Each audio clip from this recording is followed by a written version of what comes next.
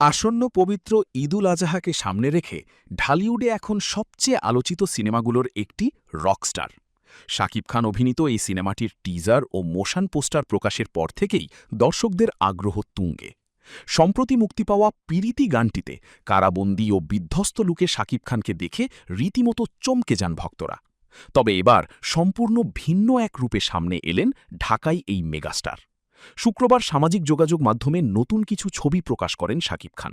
একটি গালা নাইটে অংশ নেওয়া এইসব ছবিতে তাকে দেখা যায় স্টাইলিশ ও প্রাণোচ্ছল লুকে। চোখে আধুনিক সানগ্লাস, পরনে কারুকাজ করা কালো ব্লেজার আর মুখে চওড়া হাসি, সব মিলিয়ে নতুন লুকে প্রশংসায় ভাসছেন তিনি। ছবির ক্যাপশনে ভক্তদের উদ্দেশ্যে শাকিব লিখেছেন, তোমাদের সবার সঙ্গে এই ধরনের মুহূর্ত ভাগ করে নেওয়ার চেয়ে ভালো অনুভূতি আর নেই। এরপরই সামাজিক মাধ্যমে ভক্তদের মন্তব্যে ভরে যায় পোস্টটি। কেউ তাকে কিং খান বলে সম্বোধন করছেন, আবার কেউ লিখেছেন, আসল রকস্টার তো আপনিই ভাই। আজমান রুশো পরিচালিত রকস্টার সিনেমাতে শাকিব খানকে দেখা যাবে একজন পেশাদার সঙ্গীত শিল্পীর চরিত্রে। সান মোশন পিকচার্স লিমিটেড প্রযোজিত এই সিনেমায় শাকিবের বিপরীতে অভিনয় করেছেন সাবিলা নূর।